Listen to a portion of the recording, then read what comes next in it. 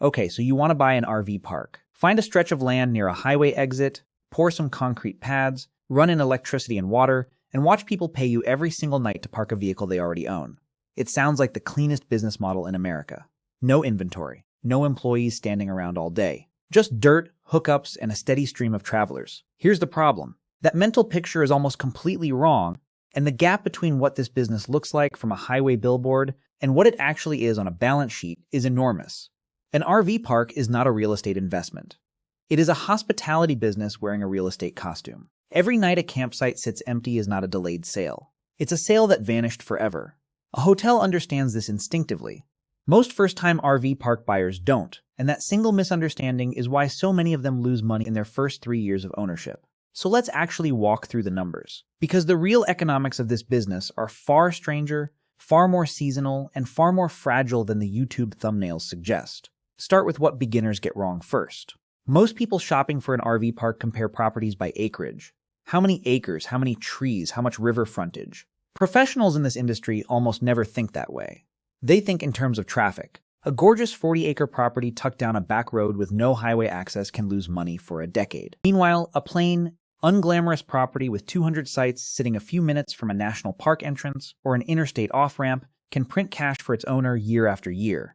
The land itself, the trees, the soil quality, the views, is nearly irrelevant on its own. What matters is the number of vehicles passing within a short drive of your gate. This is why experienced buyers will pay a stunning premium for a mediocre park in a great location over a beautiful park in a forgotten one. You're not really purchasing dirt. You're purchasing proximity to demand, and demand is the only ingredient that can't be built later.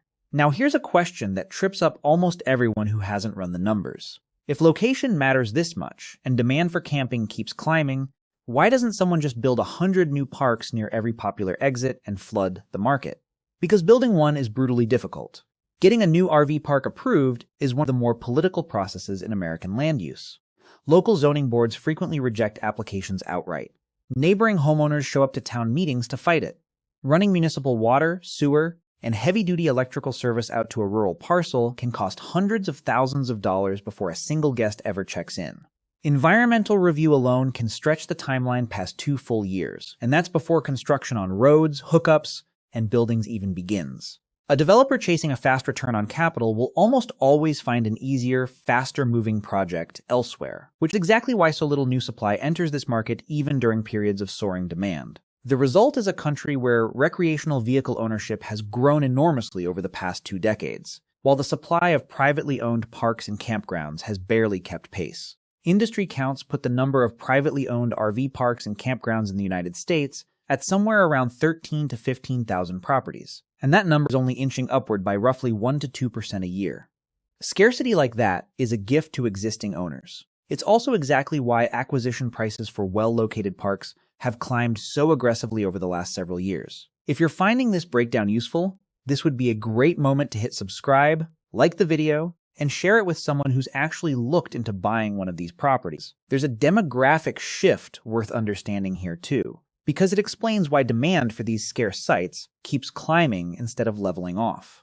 The average age of a first-time RV buyer has been dropping for years, and younger buyers now make up the single largest slice of new RV purchases, ahead of both Generation X and baby boomers combined. Remote work made it possible for a growing number of people to live and work from a laptop parked at a campsite instead of an office. That shift didn't just add a few extra guests to the industry. It added an entirely new category of customer, one who might stay for weeks or months at a time instead of a single weekend, occupying a site during what used to be the slow shoulder season.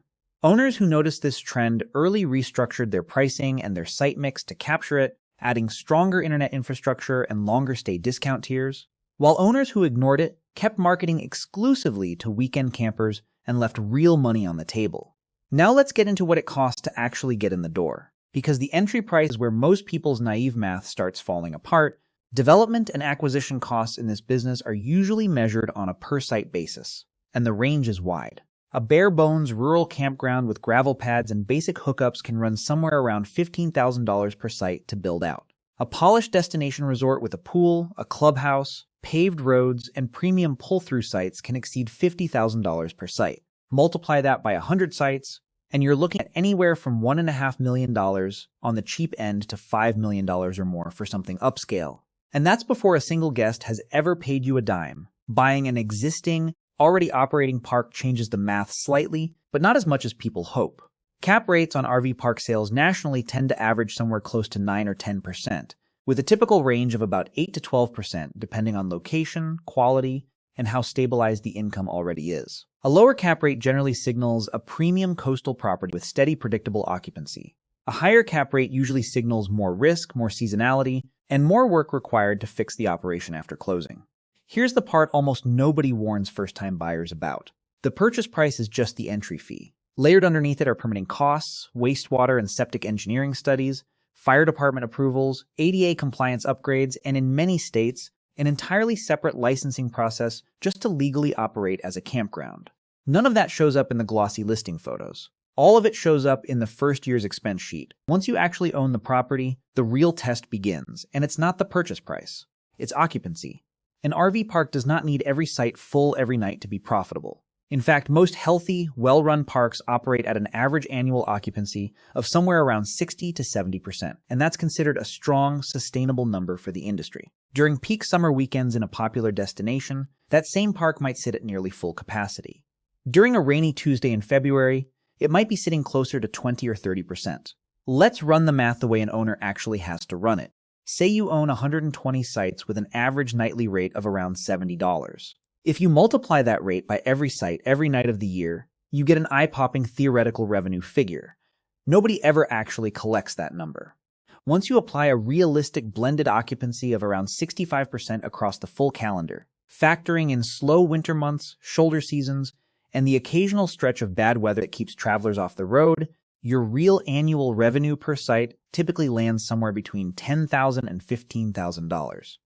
For the whole property, that might land you somewhere in the range of $1.25 million to $1.5 million a year in gross site revenue before a single operating expense is subtracted. That number sounds fantastic in isolation. But notice what already happened in that calculation. We didn't use the full theoretical revenue figure.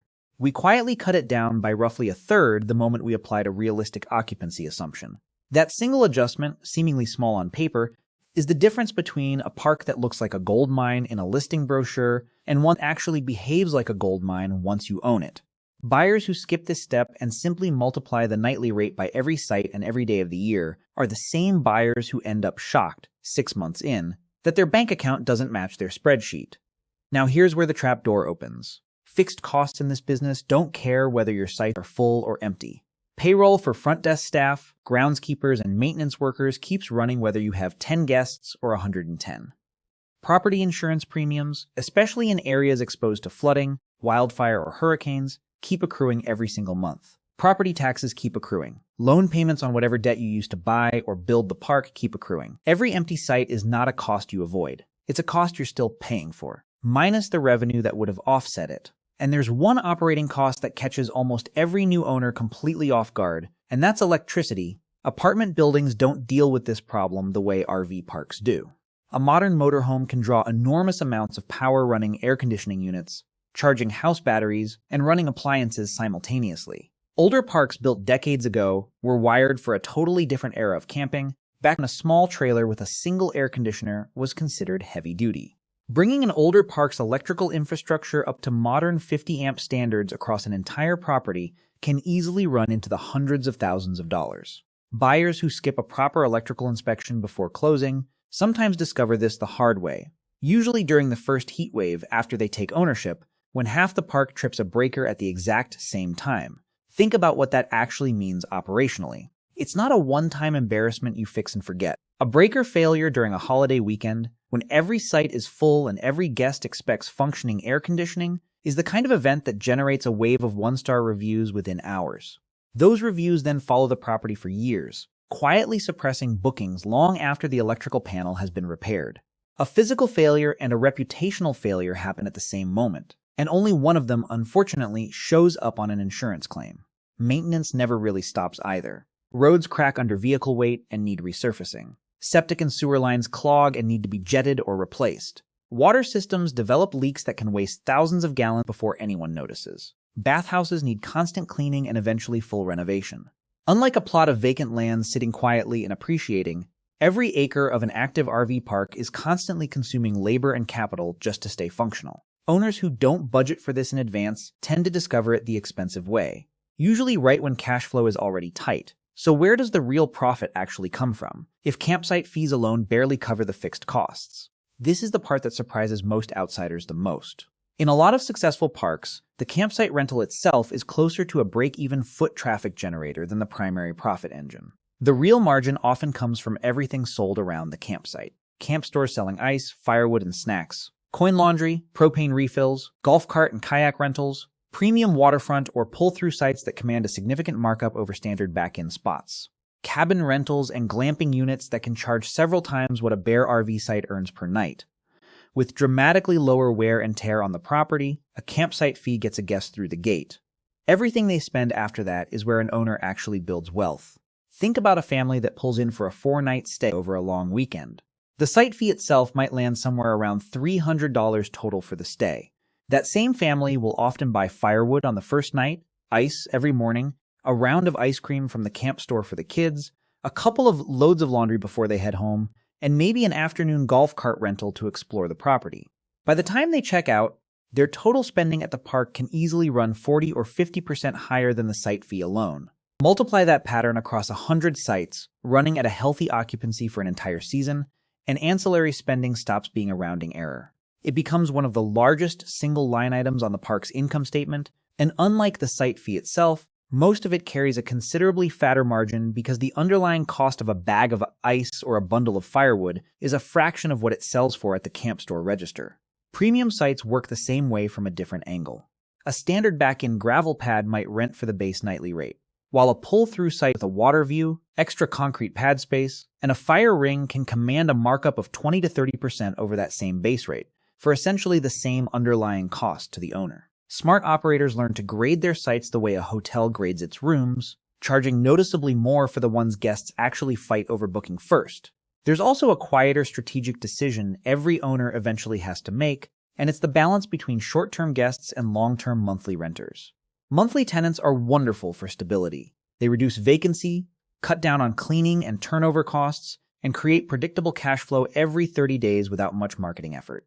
But lean too heavily into monthly renters, and a vacation-oriented RV resort can slowly drift into feeling like a permanent trailer community. That shift changes the kind of guest willing to book a weekend stay, it changes pricing power, and over time it can even reduce what the property itself is worth to a future buyer. Getting that balance right is one of the harder judgment calls in this entire business. Pricing itself has also changed dramatically over the last several years. Hotels have used dynamic, demand-based pricing for decades, and RV parks have finally caught up. Software now lets owners raise rates automatically around holiday weekends, drop them during slow shoulder periods, and adjust in real time based on how quickly sites are booking. A campsite is no longer sold at one flat number all year. It's sold more like an airline seat, priced according to exactly how badly people want it on that specific date. None of that pricing sophistication matters, though, if nobody can find your park in the first place. Marketing in this business used to mean a road sign and a listing in a paper directory. Today it means online reviews, booking app visibility, and professional photography. A cluster of one-star reviews about dirty bathrooms can quietly suppress bookings for months. A few well-shot photos and a strong review score can fill a property almost on autopilot. Marketing isn't decoration anymore in this industry. It functions as occupancy insurance. Booking behavior itself has shifted just as dramatically as the marketing channels feeding it. A large share of travelers now research and reserve a campsite entirely through their phone, comparing listings, photos, and reviews across several apps before they ever pick up a telephone or drive past the front gate. A property that isn't accurately listed on the major booking platforms, with current photos and real-time availability, is effectively invisible to a huge slice of its potential customer base, no matter how nice the actual campground looks in person. Owners who treat their online listing with the same seriousness a hotel treats its website tend to run meaningfully higher occupancy than owners who still rely on a hand-painted road sign and word of mouth.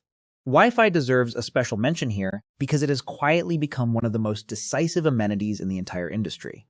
A large majority of guests now rate reliable internet access as a highly important factor in choosing where to camp, right alongside clean bathrooms and a safe, quiet setting. That single amenity, which costs relatively little to install and maintain compared to a pool or a clubhouse, can be the deciding factor between a guest booking your property or scrolling past it toward a competitor down the road. All of this operational complexity hasn't scared off big money. It's actually attracted it.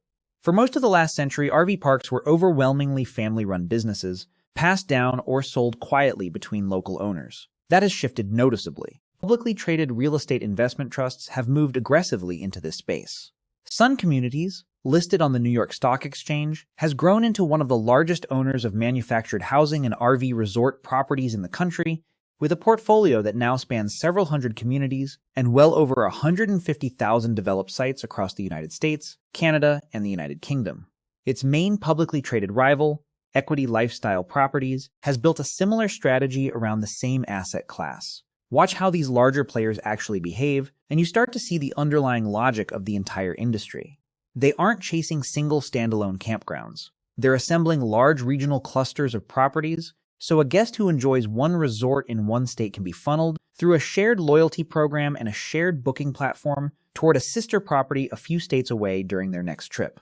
That kind of cross-property loyalty is nearly impossible for a single independent owner to replicate, and it's part of why institutional buyers are often willing to pay a lower cap rate, meaning a higher price relative to income, for a well-run park than a private buyer would. Why would institutional money with countless options chase a business this operationally messy? Because from a boardroom, an RV park doesn't look like a campground. It looks like recession-resistant infrastructure. Occupancy holds up reasonably well even when the broader economy wobbles, because staying somewhere in an RV is dramatically cheaper than a hotel. Supply is constrained by the same zoning fights that block small operators.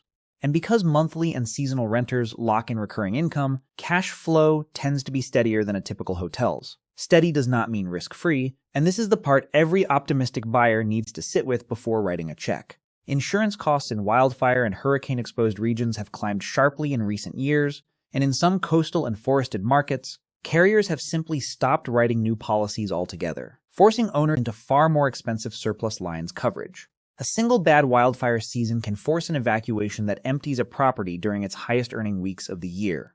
A single hurricane can flood a riverside park and destroy electrical pedestals, septic systems, and roads in one weekend, with repair bills stretching into the hundreds of thousands or even millions of dollars depending on the scale of the damage. Recessions hit tourism-dependent revenue harder than owners expect because a road trip is one of the easiest expenses for a stressed household to cancel. Fuel price spikes can quietly suppress long-distance travel for months at a time. None of these risks show up anywhere in a rosy pro forma spreadsheet, and every one of them has ended a first-time owner's ambitions before their 5th year of operation. Here's the structural point buried inside all of these disaster scenarios, and it's worth sitting with for a moment. In almost every other kind of small business, a slow month is a slow month. You sell a little less, you tighten spending a little, and you move on. In this business, the fixed costs stay locked in place no matter what the weather, the economy, or the calendar throws at you, while the revenue side is the one variable exposed to nearly every outside shock imaginable. That asymmetry between rigid costs and volatile revenue is exactly what makes RV parks capable of producing both remarkably strong returns in a good year and genuinely painful losses in a bad one. It isn't a flaw in how any individual owner runs their property. It's baked into the structure of the business itself. Labor is worth a mention here too, because it's easy to underestimate before you actually own a property. Front desk staff, groundskeepers, and maintenance workers typically account for somewhere around a quarter to nearly a third of total operating expenses at a well-staffed park. Finding reliable seasonal workers in a rural tourist area, particularly during the exact same summer weeks when every other local business is also hiring for its peak season, is harder than it sounds from the outside. A park that can't adequately staff its front desk or its groundskeeping crew during a sold-out holiday weekend doesn't just lose a little efficiency. It loses the reviews, and therefore the future bookings, that come from guests who showed up expecting a smoothly run resort and instead found an overwhelmed skeleton crew. So let's put the whole picture together with 2 honest scenarios, because that's the only fair way to evaluate whether this business actually works for a specific buyer. In the optimistic scenario, you've bought a well-located 100-site park for around $3 million. You run a blended annual occupancy near 70% at an average nightly rate of around $75, supplemented by a healthy camp store, cabin rentals, and monthly winter guests filling your slower months. After payroll, insurance, taxes, utilities, and routine maintenance, you're clearing a net operating income somewhere in the range of $350,000 to $400,000 a year. Against your purchase price, that's a healthy, sustainable return, and if you finance part of the deal, you're still comfortably covering debt service with room to spare. In the realistic scenario, your first year opens with a wildfire evacuation that costs you your entire peak July weekend, your insurance premium jumps by nearly 40% at renewal because your county got reclassified as higher risk, and an older section of your electrical grid fails during a heat wave, forcing an emergency upgrade you hadn't budgeted for. Your occupancy for the year lands closer to 50% instead of 70%. Your net operating income for that year might fall somewhere around $100,000, barely enough to cover debt service, let alone reinvest in the property. The difference between a strong year and a genuinely bad year in this business can easily be $200,000 to $300,000 in net income on a single 100-site property. That gap is the entire risk profile of this industry compressed into one sentence. Notice what didn't change between those two scenarios. The purchase price stayed exactly the same. The debt payment stayed exactly the same. The property taxes stayed exactly the same. What moved was occupancy, insurance, and one unplanned repair, and that alone was enough to swing the property from a healthy, comfortable return down to something that barely covers its own debt service. This is precisely why experienced buyers in this industry stress test their occupancy assumptions far more aggressively than a first-time buyer typically does, and why they tend to keep a meaningful cash reserve set aside specifically for the year that doesn't go according to plan, rather than assuming every year will look like the optimistic one. It's also why financing terms matter enormously in this business, arguably more than in most other small commercial real estate purchases. A buyer who stretches to the maximum loan amount a lender will offer, based on an optimistic occupancy projection, is the same buyer who ends up in serious trouble the moment a realistic bad year actually shows up. A more conservative buyer, one who underwrites the deal using the realistic scenario rather than the optimistic one, walks into ownership with a much thicker cushion and a much better chance of still owning the property comfortably 5 years later. Before we close this out, if you want a broader, practical breakdown of how businesses like this actually get evaluated, financed, and operated day to day, there's a detailed business guide covering exactly that linked in the description below and pinned in the first comment. It's worth a look if you're seriously considering a purchase like this one. What all of this really tells you is that an RV park was never truly a real estate play. The land is just the stage. The actual business is convincing the same traveler to come back year after year and spend a little more each time they do. Owners who treat this like a hospitality company, not a landlord operation, are consistently the ones who come out ahead. The ones who treat it purely as a piece of land, collecting a rent check and hoping the property appreciates on its own, tend to be the ones selling 5 years later, usually for a lot less than they expected, and usually a good deal wiser about what this business actually was all along. If you found this breakdown valuable, do like the video and subscribe to the channel if you haven't already. Thanks so much for watching.